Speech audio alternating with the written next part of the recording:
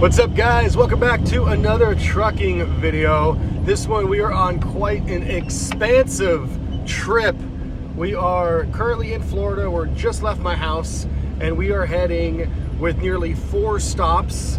We're stopping in Florida twice, we're stopping in Fort Worth, Texas once, and then our final destination is going to be in Denver, Colorado. So sit back, grab some popcorn, enjoy the show, and let's get to it.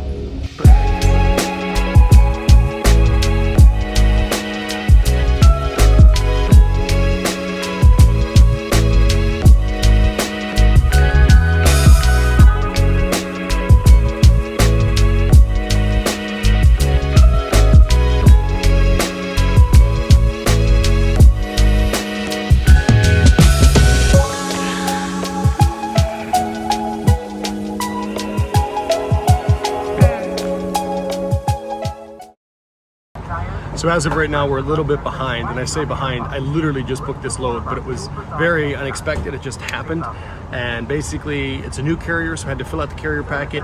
Literally within 20 minutes was on the road. However, this needs picked up by 3 p.m. over in Pompano Beach, which is in the Miami area. I'm over on the other side in Fort Myers. Just ran a load yesterday from Chicago to Florida, got back to Florida, so a little bit low on gas. I should have filled up yesterday, but I had my wife with me, so I didn't. So putting gas in right now, but I'm not filling up because fill up takes 15 minutes. Just putting 50 bucks in, getting this thing going, just enough to get me over to Miami and then get me back. 50 bucks in the tank real quick at Wawa, not normally a place that I fill up at, but it's here and it's quick. So just clicked off, get on the road.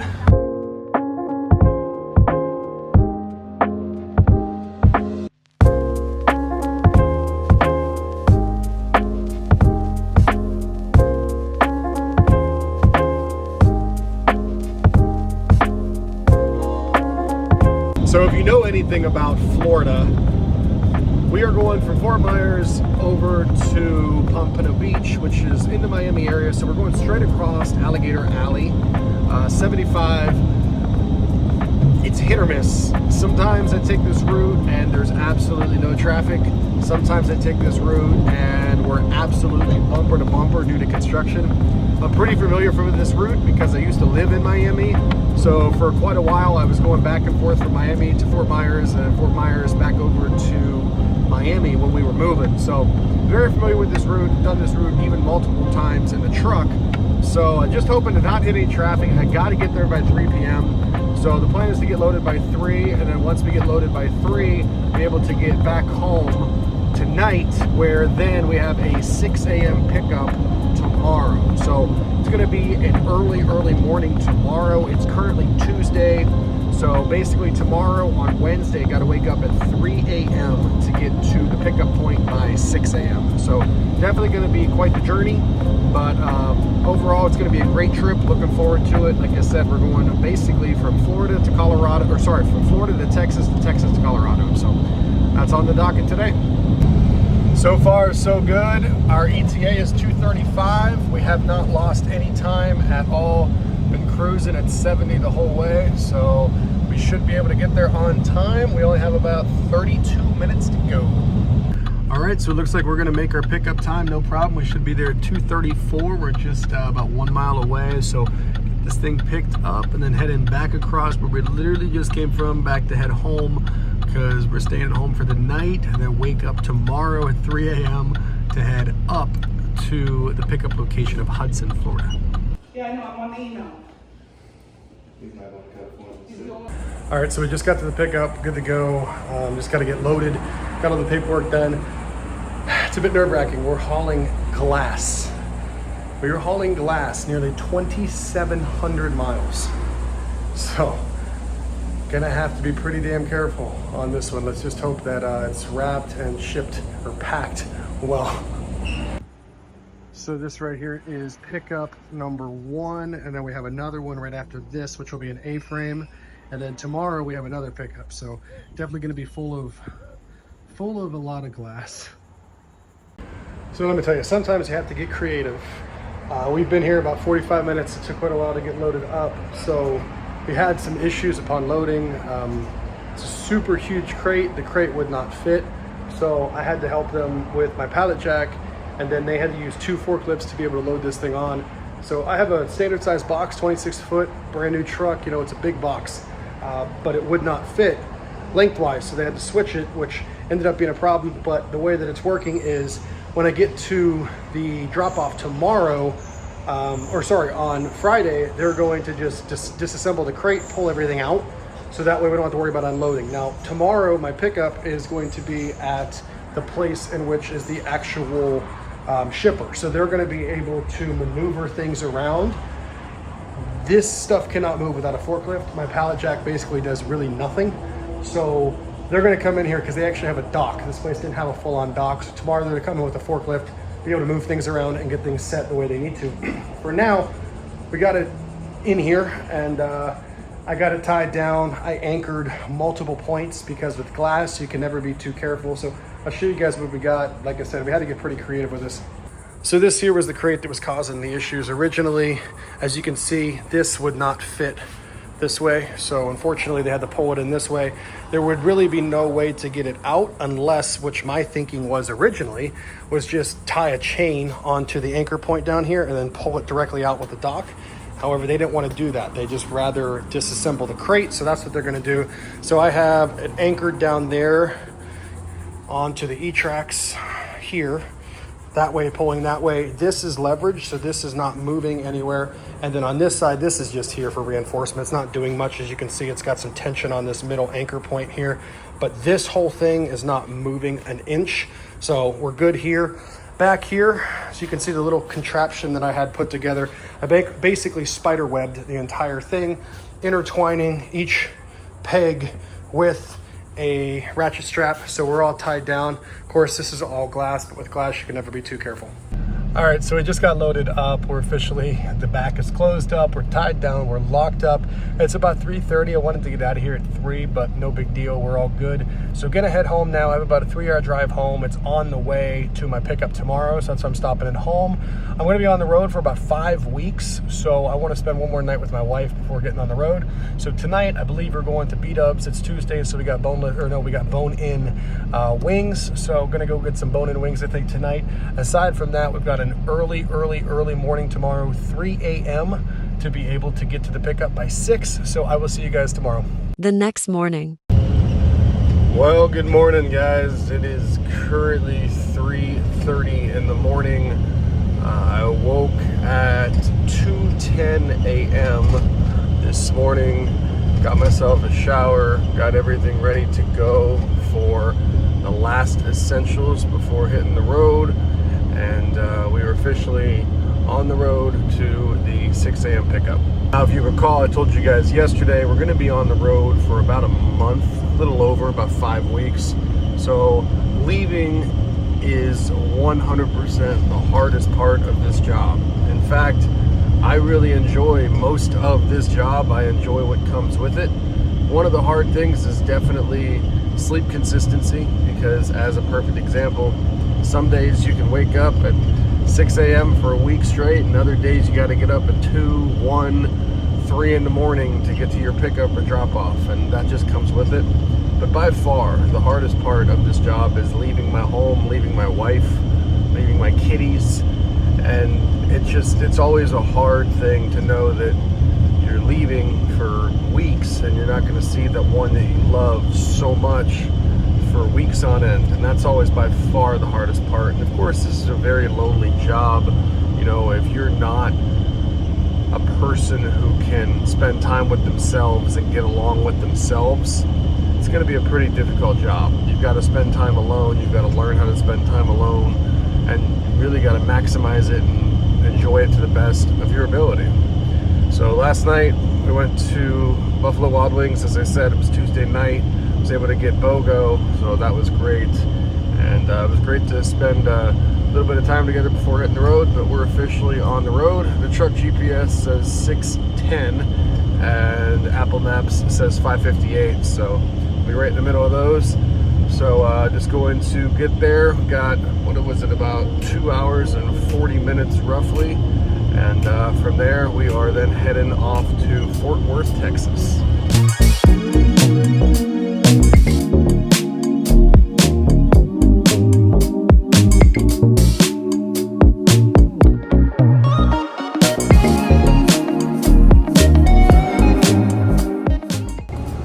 So we just got to the pickup point, and as per usual, things don't go smoothly. Got here, they have no idea what I'm trying to get. So while they're trying to figure things out, you know, time is of the essence when you're doing something like this, especially when we want to get dropped, get paid. So I'm gonna make sure everything back here is good to go. They're gonna move this stuff around, so I'm going to undo the straps on this big one right here in front.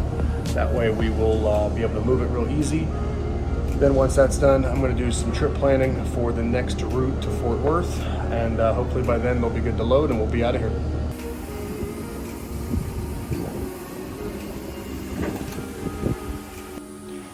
All right, so this just got loaded on. We've got this here. Now this thing is filled with glass as well.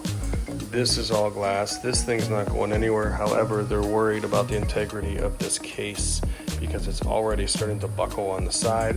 So we're gonna do some reinforcements on this because when you're going 3,000 miles, I'm gonna be safe and sorry. All right, guys, so we are officially on the road. We lost about an hour and a half at pickup. Once we got loaded, had to wait a while for the paperwork, but you know what, that stuff happens. So it's currently 7:30. We have 8 hours of drive time remaining on our ELD device. If you're not familiar with what an ELD is, that is an electronic logging device. It basically, you're only allowed to drive a certain time each day, and if you go over that time, you get in trouble. So you gotta adhere by the rules. So we have 8 hours of drive time left, which we have 16 hours to our destination in Fort Worth. Now that's without traffic, so of course that could change. But with 16 hours and estimations of 8 hours to drive, we should be able to drive until roughly 4 p.m. today, get off the clock at 4, get back on the clock tomorrow at 2 a.m. And then from there we should have about 8 hours to go. So at that point, with the time change and traffic, we should be there between like 9 to 11 a.m., kind of somewhere in that range. So from there, once we drop in Fort Worth, it's only 11 hours to Denver. So it's a lot closer to Denver. I mean, you know, it's a 5-hour difference, but trust me, that 5-hour difference is gonna feel like a lot at the end of this 2,000-mile journey. So basically, we're gonna drop tomorrow at around 9 to 11, and then we should be able to drop early afternoon in Denver. And then the plan from there is, of course, to get on the load board and get a load out of Denver over the weekend. So it's gonna be Friday. So the goal is to get a load that's gonna run Friday, Saturday, Sunday, drop Monday. You get paid a nice paycheck normally. And then on top of that, of course, you're staying busy over the weekend. And for someone like myself, I like to stay busy the entire weekend. That way I'm making money, we're moving, and we're doing good. So that's kind of the plan as of now, and we'll see, of course, where things take us, because there's always construction, traffic, and you know, things you can't control. And one of the big things I've learned in this business especially is only focus on what you can control.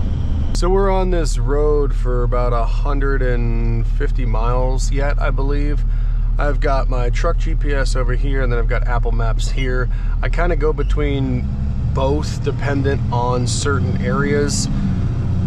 With a truck, you obviously can't go down certain roads, whether due to height and weight restrictions. And of course, Apple Maps does not take that into consideration. However, I do believe, and I'm confident, that Apple Maps has much better navigation than that of my truck GPS. However, my truck GPS allows me to not go on roads that are where I would be overweight and or I would not clear, which I have a clearance of 13.6. So I kind of go back and forth between the two. I have 140 miles. So we're gonna be on this road for a while. Right now I'm just kind of settling in. You know, we've got 8 hours at least, like I said, well, 7 hours and 20 minutes now on our clock. I'll probably go straight through. The only reason that I would stop is if I would need to fill up, which I don't. I have 500 miles to go on this tank roughly. So it should be good, and basically just gonna cruise on all the way up until our stop. Now, when I get ready to stop, I will be looking for a Starbucks and a Planet Fitness, one relatively close to another. Stop at a Starbucks, get some work done. I am an owner-operator. This is a business. I have ran multiple businesses throughout the years. I have only ran businesses for the last 7 years. I have not worked for anyone but myself. So there's a lot of back-end stuff that needs to get done that people don't see. So I'm going to start sharing that with you guys as well, so you guys can see some of the back-end stuff it takes to run a business and run a trucking business. So if that's something that you guys are interested in seeing, be sure to click the subscribe button so you guys can come back and see all we're talking about. After this trip is over, I'll probably do a detailed video on the full markup of what was profit and what was expenses. So definitely come back and check that out. But in general here, this trip is running us about $4,000 of gross income. So I'm projecting about $1,000 worth of fuel. I'm projecting probably about $50 in food. I have a ton of food right here. Thanks to my wife and my mom for hooking me up. So I don't normally spend a lot on food, but sometimes, you know, you get stuck in the middle of nowhere, you have no place to eat, you got to just sit down and go to a buffet or something. Like just last week I was in Georgia and I ended up having to go to a Chinese buffet. It was phenomenal, it was excellent, but it was like 20 bucks just to get in. So just various costs along the way. DEF should run us about $30. Tolls, we spent about 10 bucks on tolls already. And then my truck cost. So this truck is 19 cents per mile. It is a rental. I rent from Enterprise. I negotiated with them, got an excellent rate. So I pay $400 per week for this truck, but I theoretically pay $800 per week with my mileage. That's just an estimation. So then at the end of the month, I then get an actual bill whether I went over mileage or under mileage, and then I pay the difference or they split the difference. So that's kind of how the truck situation works. So in all, right now, we've been doing this for about 3 months, and our profit margin is about 50%. So my estimation, just off the top of my head, as we come up on a railroad crossing, that was not bad. My estimation is we're gonna be right around $2,000 of profit following this trip. But we'll come back at the end of this trip and go more in depth and see where we actually are. All right, guys, so just a quick update. It's currently 12:07, which in reality, it's actually 1:07. What I mean is we just hit the time change. So it's really 1 o'clock Eastern, but it's 12 o'clock Central. I'm gonna be on Central Time for the next few days, so kind of that's what we gotta go by. But we also have our ELD, which tells us it's 1 o'clock. So regardless, we have about 110 miles of fuel, and we have a Buc-ee's in about 100 miles. Buc-ee's is always the place to go, of course, because you got cheap diesel, you got amazing food, and you always got some cool experience just walking around. So we're heading to Buc-ee's to get fuel, and then from there we should have about an hour left of drive time, in which at that point, obviously, we'll be calling it a night. But in the meantime, we've just been on literally this road the entire time, cruising, not really lost any time, just been making good time. I talked to my broker. All is great so far. Timing is good. So just wanted to give you guys a quick update, and that's kind of where we're at. So we just went through an agricultural inspection station, and that kind of made me realize what I'm hauling, and I figured I'd tell you guys, because obviously, like, you guys know what we've talked about earlier, but now that we're fully loaded, so we are hauling literally 10,000 pounds of glass. So in that center cargo shipment container, that is nothing but glass panes. And then on the spider web, of course, I know you guys saw all the glass.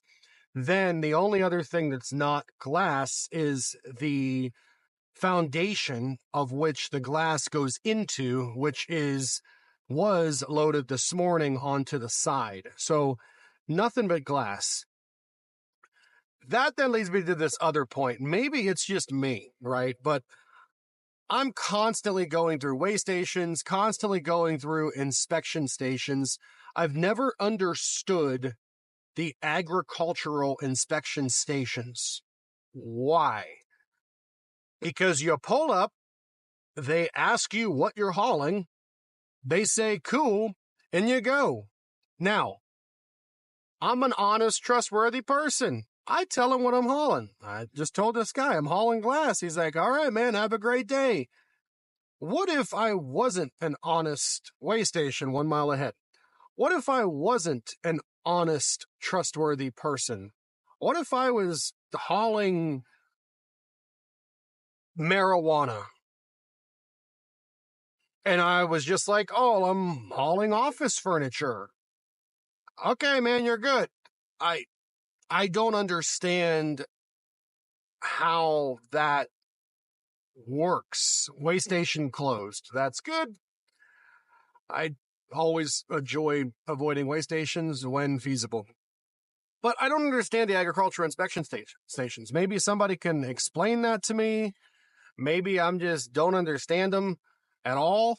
But if anybody can just pull in there and lie about what they're carrying, then what's the point? Now, I will say that when I was on the Texas border about 2 months ago, they not only asked you what you were hauling, but they sent a drug dog around the truck and smelled every corner of the truck.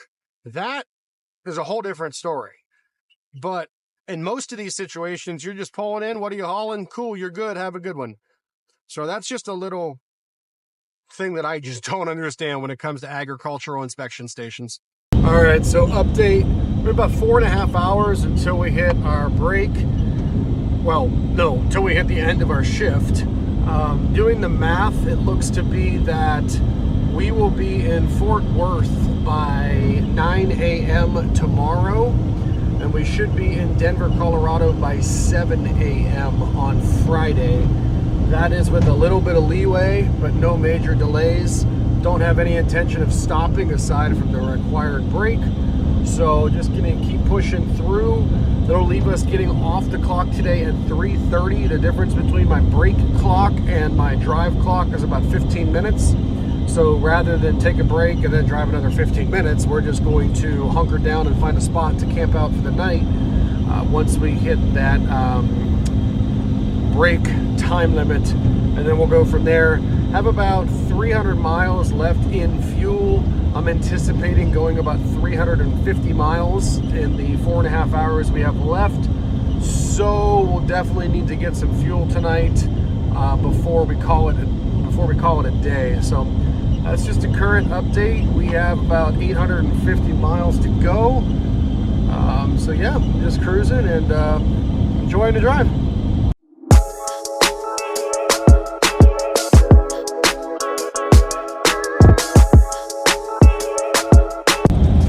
And I'm trying to make it to Buc-ee's.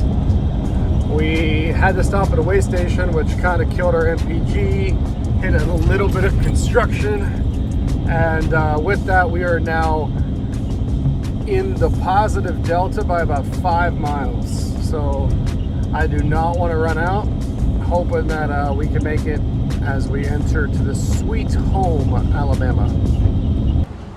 So we're at Buc-ee's, but we didn't make it to Buc-ee's as intended. So obviously counting down the miles, I had like 15 miles to Buc-ee's. Truck says like, you have 35 miles till empty. Then it's like 10 miles to Buc-ee's, you have 25 miles. It was fluctuating, right? And we get within 8 miles of Buc-ee's and it just drops. It's like 1 gallon, 5 miles. Then it dropped to 0 gallons, back and forth between like 5 miles, 0 miles. I'm still like 5 miles away. I'm like, I cannot take the chance of running out of fuel right now. So I stopped at a truck stop, literally the exit before Buc-ee's, because I still had like 3.5 miles to Buc-ee's and I was paranoid. So I stopped, put 20 bucks in, and then ended up driving the final like 2 miles to Buc-ee's. We're here now. Gas, where I put $20 in, diesel was $4 a gallon. Diesel here at Buc-ee's is $3.22, and that is the reason why I like coming to Buc-ee's for fuel. So I'm gonna get this fuel here, and I'm gonna go in, walk around. I've got to take my break because I hit my 8-hour limit. So walk around for 20 minutes or so and then get back on the road. We only have about 1 hour to go until we have to stop for the day. So we're gonna go into Buc-ee's and just relax. All right, so I believe that we're in Clinton Township, Alabama. Just kind of got the lay of the land here. We are officially off the clock. I had about an hour of drive time left, but unfortunately where I'm heading, there's like nothing. It's kind of just dead. And then there really wouldn't be a good place to stop for, you know, the 10-hour break. So where I'm at, there's a lot of things. So there's tons of food options. There's a Planet Fitness, there's a Starbucks, there's a Barnes & Noble. So I am headed to Whataburger, which we parked right here at Lowe's. Going to Whataburger to get some food. Gonna walk across the street, get some 7 Brew coffee, and then from there we're gonna walk over to Barnes & Noble, and we are going to get some work done. Then following Barnes & Noble, about 5 o'clock, we will head to Planet Fitness again, get in a quick workout, get showered, and then be in bed by, I want to say, like 6:30. So those are the next few hours. That's the next 4 hours of our day. And then wake up at 12:15 in the morning and be on the road by 12:30 a.m. with 10 hours to go. So should be there by about 10 to 10:30 tomorrow. And right now, that's the plan. See, right now is just one of those things about trucking that never gets any easier. It's just random. Like, I don't mind at all being by myself, like at all. In fact, I really enjoy spending time by myself. But after being home for the last 3 or 4 days, spending time with the wife and my kitties, we went out to dinner last night, right? My wife and and then I come over here to Whataburger, and I just sit down, and I just get so lonely. Like, I miss my wife. I miss being near family. Like, I mean, at this moment, I'm around no one. Like, there's no one around here that I know. And, that's what can get pretty sad, but you just got to keep your head up and keep pushing because it gets better. All right, so I mentioned that I needed to get some work done for P&L, right? See, the trucking industry itself, driving, is only one part, okay? This is 2 weeks worth of receipts. 2 weeks. There are hundreds and hundreds and hundreds of receipts that I have to go through each and every trip for P&Ls. P&Ls, profit and loss. So every single time I spend money, I know every single penny that I'm spending. And then for tax purposes, I save every receipt. And by save, I mean I scan it into my iPad, into my notes under a certain section, because this stuff adds up. So it's very crucial and very important, and this is the stuff that you don't see. All right, like, I am so far behind from my original plan. I wanted to be in bed by 6:30. I wanted to leave Starbucks by 4:30. I wanted to be at Barnes & Noble by 4:40. I wanted to read for about 40 minutes. And then I wanted to head to Planet Fitness, get in a quick workout, shower, get to bed by 6:30 because I have to be up at 12:15 because I have to be on the road at 12:30. It's 7. Finished up at Starbucks about literally 20 minutes ago. Had so much stuff to go through. It's such a job running a trucking company as an owner-operator when it's just you, because you have to do everything. And obviously I have, business experience, so I have good ideas on how things work. But doing P&Ls for a trucking business, for the last 3 months, it's been eye-opening. You've been learning a lot. You see how expensive it is to run a truck. I mean, I'm spending over $1,000 just on this trip, just in fuel. So anyhow, we're gonna end today right here. I'm heading to the gym, I'm showering, I'm coming back, I'm going to bed, and I'll catch you guys at like 12:30 in the morning when we get on the road for the final leg of the first drop to Fort Worth. Good morning, guys. It is 12:23. Unfortunately, I did not sleep long. I started a book that my wife got me. It's called Hillbilly Elegy by J.D. Vance. And I started reading it because I just got it. And when I got out of the gym, got ready for bed, and I just wasn't tired. I have been up. I got up at 2 a.m. on Wednesday. Didn't go to bed until till 10 p.m. on Friday. So I got like 2-ish hours of sleep. I just couldn't sleep. I wasn't very tired. So I tried to read to help myself fall asleep. Eventually I fell asleep, but did not get a lot of sleep at all. So sometimes, unfortunately, that's the way the cookie crumbles. I don't always enjoy doing third shift runs. Now, this wasn't really a third shift run. It just kind of turned out that way when I had to get up at 2 a.m. to get my 6 a.m. delivery. 6 a.m. pickup. But that's the way the cookie crumbles. That's the trucking industry. Sometimes you have to wake up super early. Sometimes you have to get there super late. It is what it is. You know what? When you're making good money, you got to keep on trucking. So with that being said, we have 10 and a half hours to Fort Worth, Texas. So you know what? Let's get it.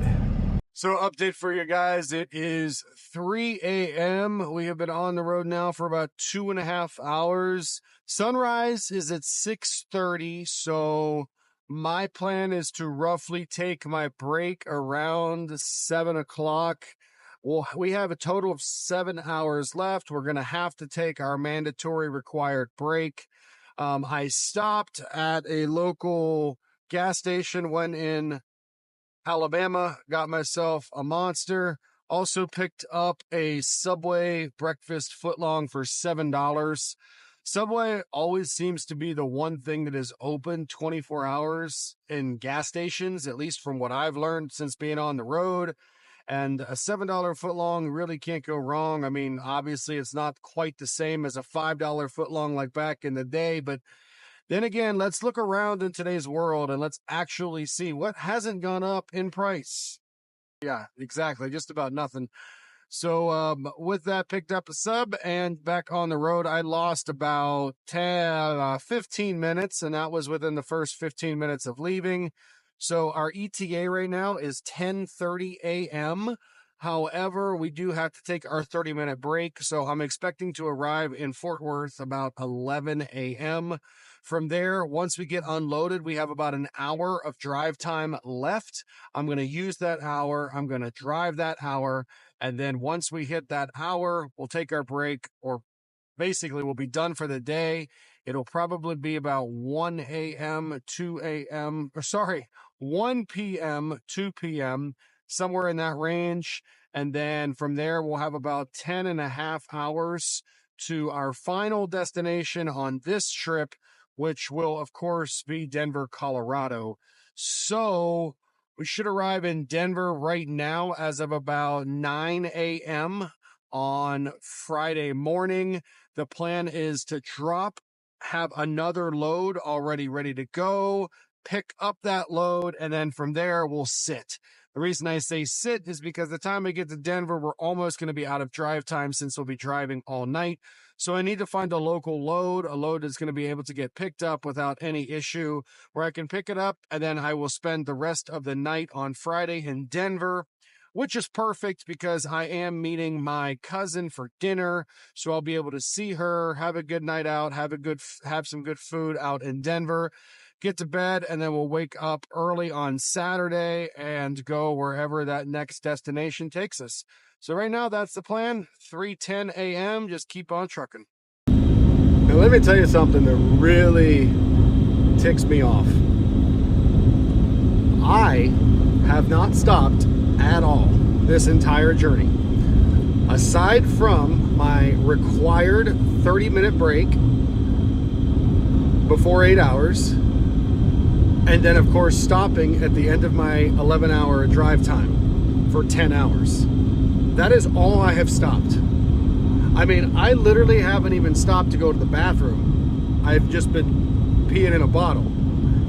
Why? Because I want to arrive in Colorado first thing Friday morning, so I am able to pick another load out of Colorado that is my weekend delivery. So that's been my goal this whole time. So I called my broker and I given him an update on when I'm going to be there. And I tell him, hey, I'm going to be there 11:30. He's like, no big deal. Call this person at this number. Let him know. I said, okay, cool. So I do. I pick up the phone immediately as soon as I get off the phone with my broker, and I call him. So I tell him who I am, and he's like, oh, yeah. And, I'm like, hey, I'm going to be there at 11:30. His response is, ugh. I'm like, is there a problem? He's like, yeah, you're 2.5 hours late. First off, I was never informed that I had to be there at a certain time. I was told get there when you can. Second off, I haven't stopped, so I can't possibly get there any quicker. I'm driving 70 miles an hour, almost non-stop, aside from the little bits and parts of speed limits that go to 55. Most of this journey has been done third shift, so there hasn't been much traffic. Mind you, I'm also hauling glass. So here I am doing 70 hauling glass, hoping that when I get there, things aren't broken. And then he's got the nerve to tell me, you're 2 hours late. Well, excuse me. I'm the one who's been driving for the last 20 some hours, non-stop, aside from a required break, running on like 3 hours of sleep. All right, so we are just about there. We have made it to downtown Fort Worth, which is basically exactly where we are delivering, is downtown Fort Worth. So talked to the guy, obviously, as I mentioned. He ended up sending me his location, and that's where we're heading. Hopefully this turns out. After a quarter of a mile, keep left towards TX 280 Spur West, downtown. Hopefully this turns out to be good, because the last time that someone shared their location with me and told me to deliver to that location, now keep left. It did not work out well. So let's hope this goes well. After half a mile, keep left. Huh. Downtown Fort Worth. Never been. So we made it. We are, right downtown. There is nowhere to park. So I just talked to another guy who is apparently going to help with the unload, and he is supposed to meet me where I'm parked, which in reality the building is just right back there. I just parked as soon as the closest I could, so waiting for him to come out and meet me so we can figure out where we're going to drop this at.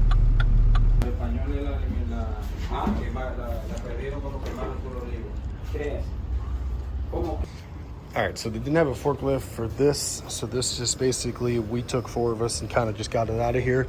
This is what's going to Denver, obviously, and then back here, easiest way to do this thing is heavy as can be, believe it or not. Easiest way to do that without moving this, because we cannot move this. If we don't have a forklift, which they don't have a forklift, can't move this. So not enough room to get this out through there. So what's happening is cut the seals just one by one, taking out the glass. So far so good, and thankfully nothing is broken. Haven't recorded much. I'm absolutely exhausted. Obviously we drove about an hour to Decatur, Texas. Just had dinner. Well, theoretically it's lunch, but it feels like dinner. Went to Chili's, got some food, walking into Walmart to fill up my water jug, and then from there we're going to sleep. It's 3 o'clock, back on the road by 11:30 p.m. tonight, so literally catch you guys tomorrow. All right, so it is 2:30 in the morning, so good morning, good evening. I woke up at 11:20 and hit the road just a few minutes after, got myself a coffee. Went into the gas station at QT, which is where I ended up staying the night at the little truck stop there. Super nice place, and said good morning to the to the lady who was checking me out. She's like, "Sir, it's evening, it's 11 o'clock." And I was like, "Oh, yeah, I knew that." So anyhow, we are on the road. We will arrive right around 10 a.m. tomorrow in Denver. Well, I guess today. So it's currently 2:30. So it's dark here, so clearly. So gonna put some distance between us, and in the morning I'll talk to you guys. I want to talk to you guys about a few things as truckers regarding the ELD system that I'm going to have to navigate here because we've got quite a tight schedule to punch with as far as being able to stay in compliance with the ELD system in terms of dropping off this load and also being able to pick up another load over the weekend. So once it gets daytime, we'll touch base again. So a little rain update. It's 6 o'clock. I just took my 30-minute break. I absolutely love sleeping in the rain, and I had to take my break, so I pulled off at a rest area with this, and yeah, so I slept for about 30 minutes. It was amazing. Currently on track to be there by 11, and we have 5 hours and 46 minutes to go. There's no stopping from here on out. I mean, needless to say, we haven't stopped really at all this entire trip aside from our required breaks, but should be there around 11. And as we push forward here into the morning, we're going to start having to try to find a load out of Denver. So with that being said, that's kind of the next step. Loads start getting posted right around 8 a.m. Eastern. So right around 8 a.m. I will start looking for loads to try to get out of Denver with a weekend delivery somewhere that gives us some pretty good money. All right, guys, good morning. We are officially in the daytime here. ETA is still 11 o'clock. Just got off the phone with my broker. You know, just this segment right here is going to be just a few tips and tricks that I've learned to really extenuate yourself and make yourself stand out from the crowd, whether that is just work ethic or just going above and beyond to make sure that you're doing what you need to do. So I just got off the phone with my broker, and one of the things that I've learned recently, not even recently, just since I've been doing this, is over communicate with the broker. The broker wants to know where their shipment is, you know, what's going on, how your load's looking, you know, delays, anything like that. And yeah, most of the time you have tracking, you know, tracking is active. They know where you are, but they really do appreciate the phone call. So I try to call my broker on this load. I call him about twice a day, giving updates, and he loves it. And there is tracking on this load, but you know what? It's just way easier to talk to him, tell him where I'm at, tell him where my head's at, tell him what happened, if anything good, bad, whatever, and just keep on moving. So just get off the phone with him. So that's the first thing.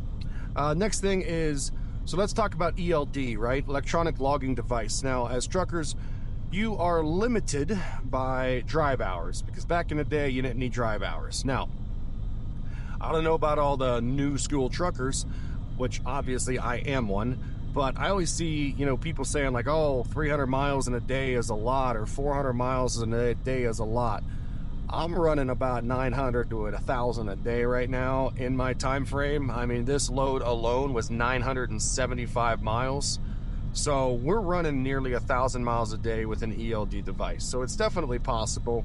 Of course, there's various dependence on weather, traffic, things you can and can't control. But if we take a look here at what we're looking at on our ELD system, we have 4 hours of drive time. We have 6:44 break. So break immediately means nothing at this point because we're going to be out of drive time by the time we're required to take our next break. We have 18 hours left in this cycle. You get 70 hours every 8 days. So we have 18 hours left. We will recoup 350 of that at midnight tonight. This currently runs off of Eastern time because this is my home base. So my home base is 8:18, which right now I'm in the central time zone, but I'm going to be in the mountain time zone. So this is going to be 2 hours different than that of the current time slot that I will be in. So with all this information, I have 4.5 hours left while my drive time is only 4:41. So why is this so close? Well, first off, as I said, we went 970 some miles. However, this right here is going to get adverse driving conditions. Why? Because we drove through those horrible storms for roughly about 2 hours not so long ago, And because of that, I lost some time. I lost some time in traffic, people slowing down. I also couldn't go the speed limit, which the speed limit was 75. I can only go 70, but I had to slow down to about 60 because of hydroplaning and just not being safe. Couldn't really see too well. So that happened for about 2 hours. So because of that, we're going to use adverse driving conditions, which is going to allow us to then add on 2 hours. So that 440 is going to go to 640 once I stop and add that. So now, here we go. Monday, I dropped $2,000 gross. So Monday was $2,000. That was a Florida to Chicago, a Chicago to Florida load. That was $2,000. We dropped that on Monday. So we picked up the beginning of this load on Tuesday night, and we started the majority of this drive on Wednesday, in which we of course dropped Friday. This load is $4,000 gross. There's also some incentives in there, but I'm not including the incentives. I'm just going off of the base pay. So this is $4,000. The load that we just dropped on from Chicago is $2,000. So far we've done $6,000 gross this week. I want more than that. I'm trying to get more. So I want to load over the weekend. Now over the weekend, I always try to drive the full weekend. I don't like these one-day loads where you pick on Friday, you drop on Saturday, and then Saturday and Sunday you're stuck because the load board isn't very active. So I like to find these loads that are going to run Friday, Saturday, and Sunday, almost 1,000 miles, so you're able to make really good money over the weekend, stay busy, drop on Monday morning, and then you get another load on Monday. So I know that with 4.5 hours to go, 4 hours and 30 minutes of drive time, I'm going to be, once I claim adverse, I'm going to have about 2 hours of drive time remaining. So what's going to happen is over the next hour, 2 hours, it's currently 8 a.m. Eastern time, which is when the loads get posted. I know that I myself am going to be getting on the load board and trying to find a load. Now there's 2 ways that I do that safely while in the truck. Every time that I've ever taken a load for any company, which is probably 10 different companies, I save their contact number, and whenever I need freight while on the road and I'm looking for a job, I will call them and talk to their freight department. Available freight is an option. I'm an owner-operator. I dispatch myself. I've self-taught myself everything over hours and hours and months and long time invested into learning the guts of this business. I refuse to pay a dispatcher for something that I can do. So what's going to happen then is I'm going to start calling these brokers that I have already worked with. As I'm working with these people, I'll call them, talk to available freight, tell them, hey, I'm going to be in Denver, Colorado. I drop at 11 a.m. Do you have any freight available out of Denver? If they do, we'll discuss. If they don't, move on to the next one. I'm going to call all of them. The other option that I have is it's very simple. I have it programmed. All I do is go to my load board. Boom. Right there's my load board, and I hit refresh. I see a load that I want. I can just see it right there. Click it, click call, and that's it. Very simple. Nothing dangerous about it. Very, very easy. That is how I negotiate loads while on the road. I have an AirPod in. I have an AirPod in right now because I just talked to my broker, as I said right before this. So what I'll do is simply click call, talk to the broker as I'm doing this.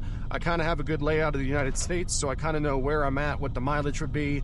Obviously, I ask them, hey, what's the loaded mileage? They'll say, 250, and I'll know, okay, there was a 150-mile deadhead. So because of that, we're looking at 400 miles. So I want about $800 for that load. So that's kind of how that works, and that's kind of the system that I run off of. And if I'm not driving, I normally go to Starbucks, sit down, 8 a.m., open up the load board, and I'll just start doing the exact same thing. But there's a lot of truth. As a new authority and as a new MC, it's difficult to get loads. That is true. I'm almost 3 months in now. Actually, probably around 2.5 months. I've done probably working about 30 loads right now. At the end of the day, it's all about what you make of it. I'm going on the road for 2 to 4 weeks at a time, and then I'll go home for a few days. I have not had difficulty finding loads by putting in the work. Yes, you're going to call a few places, and they're going to be like, listen, you're too new, can't work with you, hang up on you. Cool, move on to the next one. I've talked to people who've had their authority for 3 months who haven't done one load because I can't get a load. It's bullshit. You're just not putting in the work. Get on the load board at 8 a.m. If you keep calling and you're calling until 2 or 3 p.m., guess what? You're going to get a load. Guess what that does? It ages your authority. See, I'm not looking at this just for myself. I'm trying to build a business here. I'm trying to evolve into semi-trucks, trying to evolve into a transportation company with a well-known name. In order to do that, it's going to go above and beyond. You got to do what other people don't want to do. That's how you're going to make it in this business. This business is not easy to get into. It's expensive. There's lots of high costs. I'm currently running a 50% profit margin, which is pretty damn good. So I know that if I'm making $6,000 on the road, I'm really netting about $3,000. So I'm trying to take this to the next level. In order to do that, I can't be driving all the time. I'm only driving. My plan is to drive until the end of 2024. Once 2024 is here, I'm hiring a driver. We'll do a 60-40 split, 70-30 split. We'll agree to that. They then drive, I dispatch, and I build the business, and I also focus on my real estate ventures. So there's lots to a trucking business aside from just driving if you're an owner-operator, at least if you're trying to grow it like I am. So those are just a few of the things that I just wanted to mention while we're here, while we're on the road, that you guys need to be aware of when starting a business, when starting a trucking company, when trying to grow the business, or maybe you're not trying to grow it. Maybe you just want to just drive, and you know what? That's fine as well. But I will definitely say that if that's all you're trying to do, it gets very lonely. You need a purpose in this industry. Purpose is a very strong point on why you're doing this, because if you're just doing this just to drive, it will get very boring very quick. This is a lonely job. I miss my wife. I miss my home. I miss my cats. But at the end of the day, there's a reason that I'm doing this, and that's the reason that I just mentioned. I'm looking to build a business. I'm looking to gain great money. I'm looking to build a business that I can create that's going to allow me passive income to then supplement off of my real estate business, and they feed each other. That's what I'm looking to do in this industry. So if you guys like what I just said, let me know down in the comments. Maybe you dislike, let me know down in the comments. And lastly, if you want more, of course, be sure to subscribe, because I'm going to be giving tips and tricks like this all the time on what I've learned while doing this.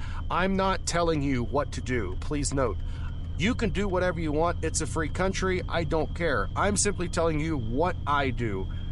Use some stuff. Don't use some stuff, make it your own. That's a key in this world of over information. Take some stuff that works for you and keep pushing forward. So if you guys like it, definitely be sure to hit subscribe. And then lastly, if you have any questions, feel free to DM me. Feel free to leave a comment down below, or we could discuss further. So we are officially in the Colorado mountains. If you haven't been through here, it's extremely snake-like. It is very fast downhill sections would require lots of downgrades, and also you have lots of uphill sections which of course slow you down.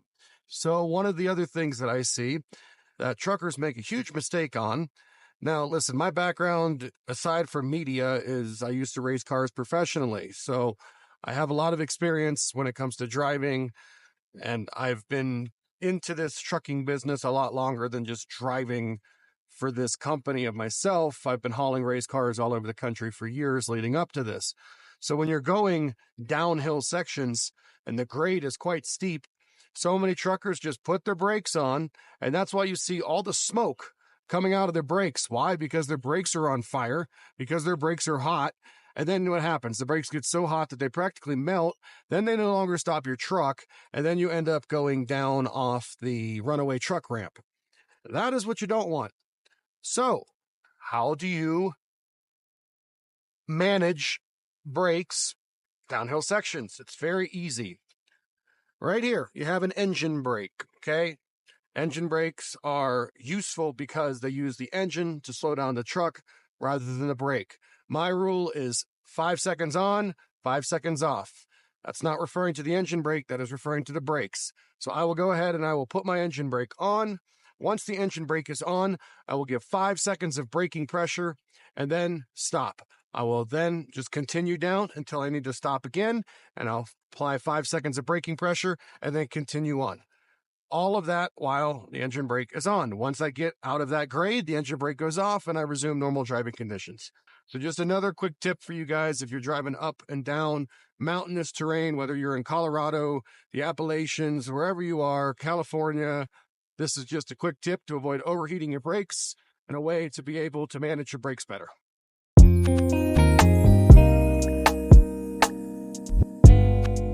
All right, so we've made it to Denver. We are way behind, well, not way behind, but what was supposed to be 11 is now 11:30. We ended up stopping at a way station and getting called in as a random inspection, passed the inspection, so we are all good, but lost some time there. So because of that, we're a little bit behind. We have 4 minutes. We're basically here at this point, just driving through town. So been on the load board, haven't had any luck. The load board has been dead today. There has been virtually nothing except like 2 loads or something I was interested in. One was just a Denver to Denver, and then there was another one out to Vegas, but I decided I didn't want to run to Vegas because running to Vegas is kind of a crapshoot when trying to get loads out of Vegas. They don't normally pay too well, and then you're kind of stuck out west, and I try to avoid going out west. Literally, like, as far west as I will go is where I'm at right now, which is Denver, because I can go from Denver through Kansas on over to St. Louis, Denver, Kansas, up to Chicago, Denver down to Texas. So those are some of the routes that I've ran before through this way.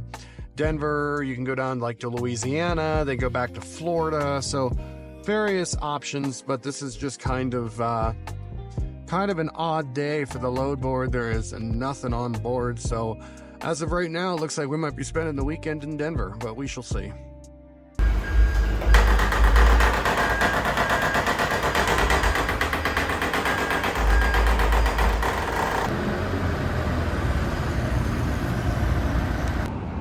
And just like that, we are finally complete. This load is done over 2,000 miles later, and we are officially wrapped. Literally parked right in the middle of the street right here in Denver. It was quite a job getting this thing unloaded, let me tell you. This crate was ginormous. It was about 10 feet long and about 2,000 pounds. So trying to maneuver the forklift to be able to get that thing unloaded was quite crazy. Thankful for liftgate, because if we didn't have my liftgate, it would been almost impossible. But those guys at Unload here were absolutely fantastic. Cannot say enough good things about them. They just did such a great job. They were very professional, so kudos to them. With that, this has been a long video. So this is something I'm gonna start doing almost on the regular. Every single job I go out on, I'm just gonna take you guys with me. We're gonna talk, we're gonna share tips, tricks. I want you guys to be able to comment, let me know your thoughts, good, bad, ugly, great, horrible, whatever. Build this community. This is my 3rd YouTube channel. I have extensive background in media.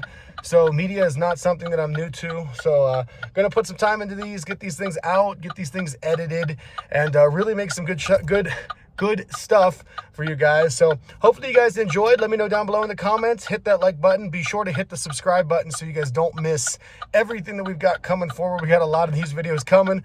So hit the subscribe button. I'll see you guys next time. Peace out. And remember, you create your own story.